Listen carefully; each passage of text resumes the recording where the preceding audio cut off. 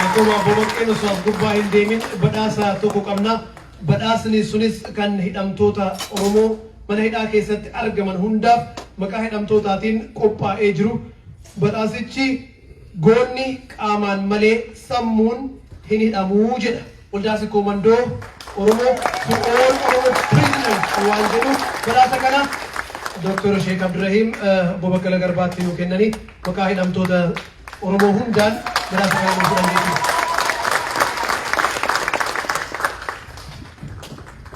Ulfaadha Bobakkala hamileedhaan as fudhadhaa haga teessoo isaaniitti hamilee naa kennaafi.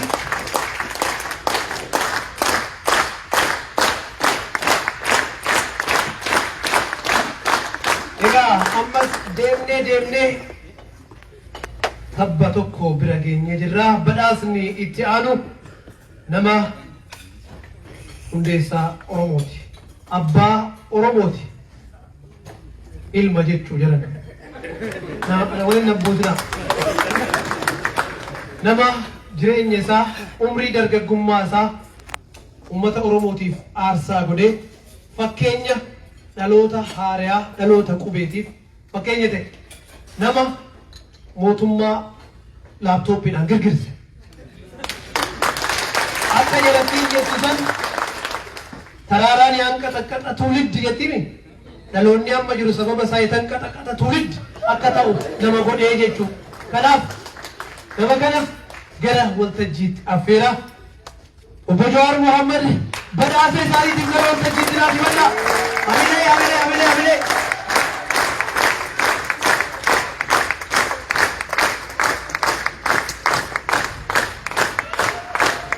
Egaa badhaasichi kennamaatiin jira.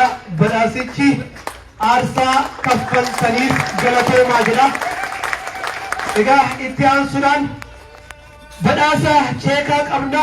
Ammas cheekni kuni doolaara 10,000. Amile laa kennaa fi badhaasicha wal badhaasuun hamilee walitti horuun nama nuuf jiraateef jiraachuun fakkeenya gaarii ta'uun waldaa sikkoo mandoof cheeka gadhiisaa sheeka harkatti hin qabina.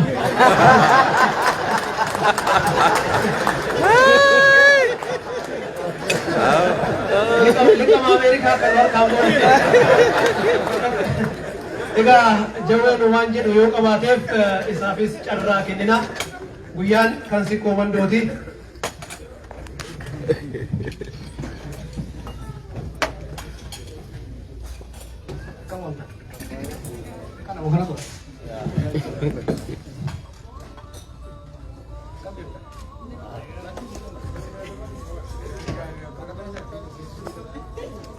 Ammo wayyan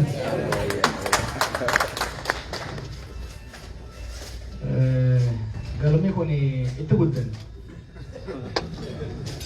yaadannoo hedduu irraa qabna guddu ni baata. Hawaasni keenya qophii akkanaa qopheessitanii galateeffatuu keenya saniif galatooma. Manni sakkoo mandoo kaasii baasuu kan qabiyyaa asaasarraa beelturraa gara irraa dhufe gara arbaa bu'uu sanirraa otoobisiin fe'amee dhufa beekta mana hidha.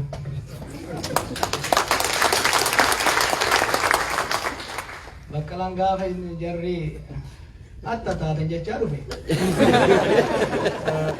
Birriin kiisa nu guutaa poolisiin illee hin dabalte mana hidha.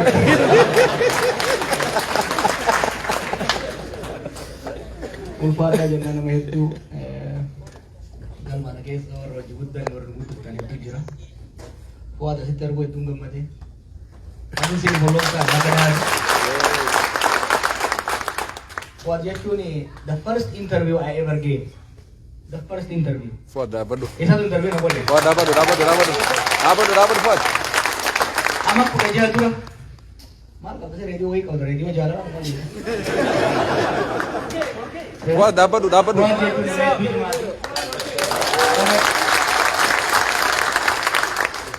jechuun jarra keessaa nama jijjiiramaa hedduu qabdanii gurtu si'u. Qabxuma namaan takka dubbachuun barbaada.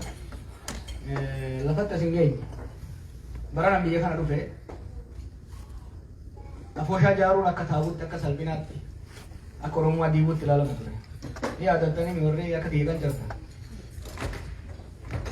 Amantiin haa taatu, kutaa irraa dhufaniin haa taatu, bifa adda addaatiin ijaaramuun akka Oromoo laaffisuutti ilaalama ture.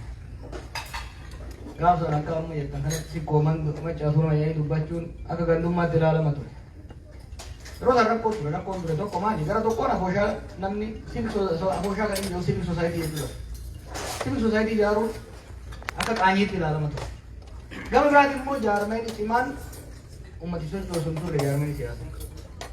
Jaarmeen siyaasaa cimaan qabu, jaarmeen hawaasaa cimaan qabu ture. Faraaf diyaasporaa keessatti jijjiiramni guddaan waggoota kurnan dhufe dabran kana dhufe 15 kurnan dhufe one of the most important development jaarmoonni hawaasaa keessattuu afooshaaleen jabaachaa dhufu sana. Kuni yeroo san walga'iilee adda addaa irratti fora adda addaa irratti barbaachisummaa akkana cimsanii yeroo hojjechaa turretti challenge guddatu garuu baga ijaaramta. Keessattuu kiraayisii 2008 uumamee booda hawaasni keenya hin dammaqee jechuudha. Yoo of hin jaarin akka qeesaatti akka amantiisaatti yoo jaarmaa hawaasaa hin jaarin rakkoo guddaa keessa akka jirtu ofis sabas gargaaruu akka hin dandeenye hubatee hojiitti seena. Waanuma yeroo san dubbachaa turre irraa gadi cimsee amma dubbachuu barbaada. Namni qeesaatiin ijaaramuun, gosa isaatiin ijaaramuun, amantii isaatiin ijaaramuun konsekweensii lama qabaachuu danda'a. Could be positive or could be negative. Gandummaa yookiin immoo amantii kan jennuun kuni negative ka ta'u namni waan yoo jibbaaf ka biraa miidhuuf ka biraa quuteessuuf ilaalcha natti caala gaddatiyya caala qabaletiyya caala amantitiyya caala kun xiqqaadha kun yaraadha ka jedhu waggaa yaarame negative. Jaarmeensi akkasii hin guddatu. Akka kofaletti yaaramuun rakkoon qabu. Kofaletti mana barnootaa ijaaruuf, kofaletti kilinika ijaaruuf, kofaletti ijoollee ispoonsara godhuuf ijaaramuun gaarii. Badaan maal eegu? Asaasatti hinaafu. Hinaafanillee waan gaarii tolche wayya. Asaasatti hinaafu. Asaasa gara Shaashamannee akka dhufne karaa itti cufuuf yoo ijaaraman taate laas nageenya. Kanaafuu hawaasni keenya akka Maccaatu Lamatti, akka Shanan Gibeetti, akka Frangalootti, akka Uumbannaatti san bira dabree sadarkaa gandattuu akka warra dhumuugatti illee ijaarame. Kanaaf ijaaramni akkanaa waa hedduu fayyada. Tokkoffaa individualii nama fayyada. It gives a sense of belongingness. Hawaasni keenya isa egalitarian society. Society capitalism bira hin geenyedha. Individualism hin jiru. Collectivism is still very important. Crisis hawaasni keenya keessa seene urbanization fi exile life kana keessatti kan seene social safety net qaba Oromoon. Cidha isaa namni kophaa isaa fuudhu hin jiru beektanii kaaloo dhiyaata, gumaaloo baafata, du'a kophaa isaa awwaallata. Jiruun hawaasa keenya individualism is very minimal. Collectivism is the largest aspect of our life. Kanaaf namni keenya akka mataa isaatti akka namattu namni tokko akka guddatu akka barbaadamu taate social organization akkana kana cimsuun hedduu barbaachisaadha. Hojii baay'ee hojjetaa jirtan nan beeka. Biyya alaattis bineensonni baay'ee nama ala jiran kun ka ofii fiitiin ol guddate xiqqaa bara. Walitti baaftanii maal gootanii irraa bittanii maal gootanii guddiftan. Biyyatti illee ijoollee baay'ee barsiisaa jirtan. Akka individual namoota dhuunfaa guddisuu irratti illee hojiin afooshaalee keenya baay'ee barbaachisaadha jechuudha. San bira dabree immoo hojii himaniteeriyaanii yeroo mataa kiyyaan beekaa yeroo qabsoo irra ture san ijoollee keenya maduuf ijoollee buqqaatee magaalaa seentu hedduu gargaaruu irratti jaarmeeyoleen hawaasa afooshaaleen bifa adda addaatiin ijaaraman shoorri isaan taphataa turan baay'ee guddaadha jechuudha. Gara fuulduraatiin immoo shoora keessatti daran dabalaa deema. The foundation of American democracy is civic society. Individuality miti, heera mootummaatii miti, waraana miti, political party illee miti. Wanti Ameerikaa godhe jaarmee hawaasaa. Jaarmee hawaasaa bifa adda addaatiin. Biitu nuti hawwinu, hawaasni nuti ijaaruu hawwinu hawaasa dimokiraatawaadha. hawaasa Oromoo haqa dhuunfaas, haqa waloos, haqa gartuus, haqa amantiis eegu ijaaruu barbaadnaa jechuudha. San immoo hawwii Jawaar Baqqalaan ijaaramuu hin danda'u. Abaluu nama gaarii waan ta'eef, goota waan ta'eef sirna dimokiraasii ijaaruu hin danda'u. Namni dhuunfaa, namni matayyaa sirna dimokiraasii ni balleessa malee cimsuu hin danda'u. Sirni dimokiraasii akka ijaaramu kan barbaadu taate civic society cimsuun afoosharraa kaafne, inni ijoo bifa adda addaa irraa kaafne ijaaruun barbaachisaadha jechuudha. Biyya alatti wanni an hawwaa ture ta'aa jiran. Yeroo namni biyya kanaan dhufu haga qe'eetti galutti biyya alaa doominansii jaarmeelee siyaasaa ture. Murnootatu uummata keenya addaan qircatee walillee bu'aan buusanii uummattoota qircatanii wal nyaachisaa jiraachaa turan. Rabbi galanni haa ga'u, qeerroo galanni haa ga'u, walitti haa ta'uuf biyya isin irraa galchinee jirra jechuudha. Uummanni Oromiyaa diaasporaa irraa akka barbaadu jaarmaya siyaasaatii miti nama biyya alaa taa'ee siin hoogganaa siin bilisa baasee ture. Wanni isaan irraa barbaadan waa shani wanni isaan irraa barbaadan yeroo hedduu kan hin jedhe. Tokko doolaara gaafa hin lama advokasiidha kan hiriira baatanii gootan kan. Lammaffaa dippiloomaasiidha. Sadaffaa knowledge production hayyoonni as jiran bilisummaa waan qabaniif yuunivarsiitii keessa waan qabaniif garuu itti fayyadamaa jiran. Beekumsa maddisiisanii beekumsa biyya ijaaruu danda'u, beekumsa saba sana guddisuu danda'u, tarsiimoo isaa qaruu danda'u, gama siyaasaa qofaan osoo hin gama diinagdeetiin gara hawaasummaatiin guddisuu danda'u ijaaruu. Kan biraa miidiyaadha. Isin hojjechaa jirta. Biyya keenya keessatti miidiyaa bilisaa qabaachuu hin dandeenye kanaan dideemudha. Waan shanan kana kan utubuu danda'u, kan cimsuu danda'u jaarmaya hawaasaa malee jaarmaya siyaasaa miti jechuudha. Kanaaf biyya alaatti irratti jaarmaya siyaasaa ufirraa geggeessitanii waldachaatanii afooshaa teessan cimsuun that makes me proud. Now the diaspora are doing what we like. Kanaaf asitti habaayoo jettaniif asitti oobneesin diina biyyuma galaa cuutuutee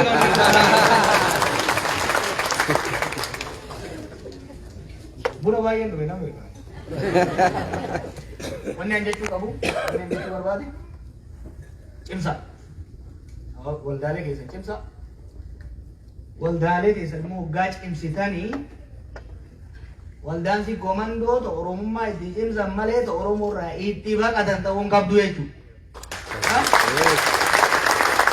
Waldaan itu gumbanaa, waldaan shanan gibee, kan maccaa, ta walgaanii Oromoo biraa itti hamatan osoo hin ta'in ta walgaanii Oromoo biraa itti faarsanii jabeessanii gargaaran ta'uu qabdi jechuudha.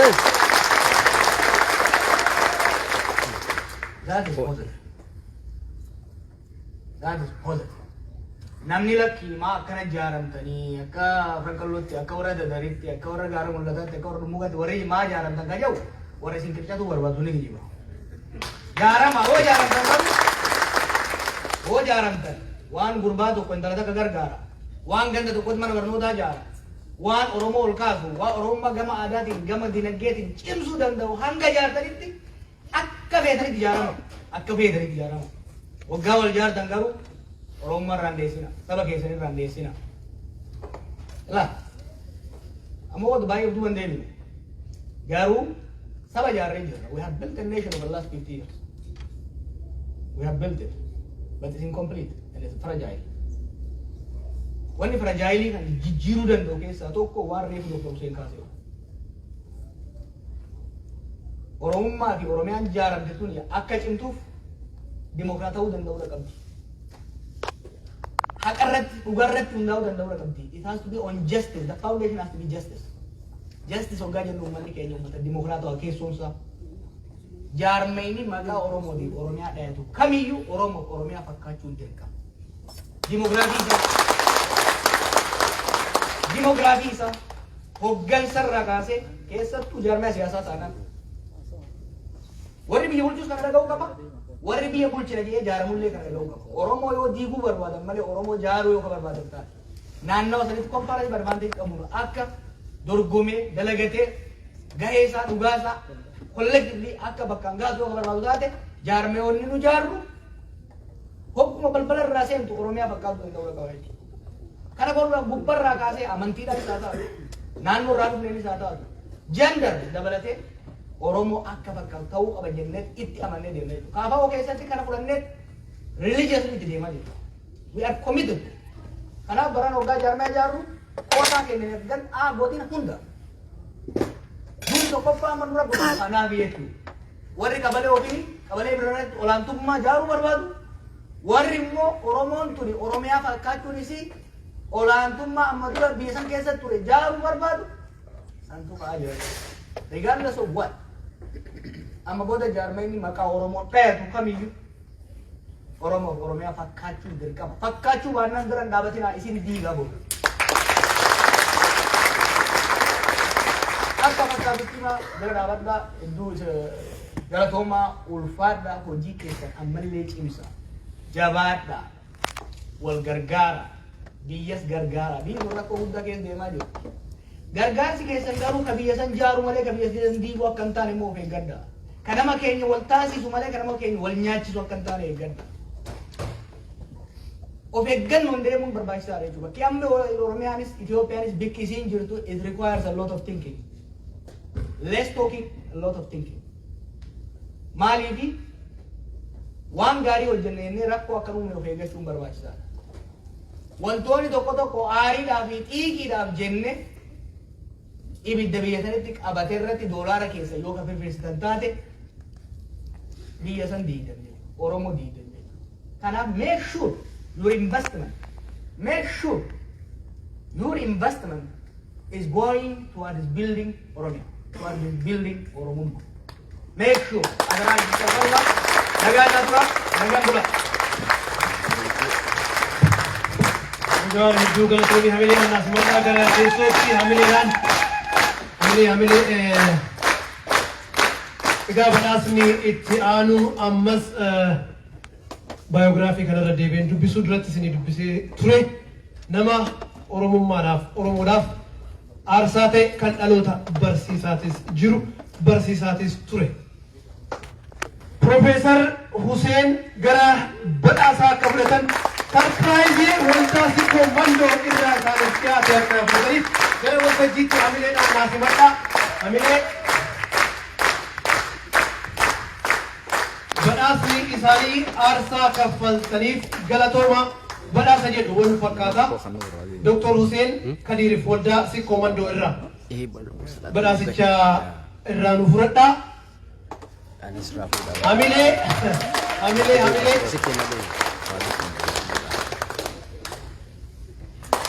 egaa kabajamtoota keenya ammas hamileedhaan gara waltajjiitti naa simadhaa. Namoota badhaasa kana kennaa turan Dr. Sheikh Abdurrahim irraa jalqabee addee Fayyineef durataa waldaa sikkoo mandoo jakeessa ilaalaa Rabbo Jaatoo akkanan shawwanneefi gara teessoo isaaniitti hamileedhaan naa simadhaa. Hamilee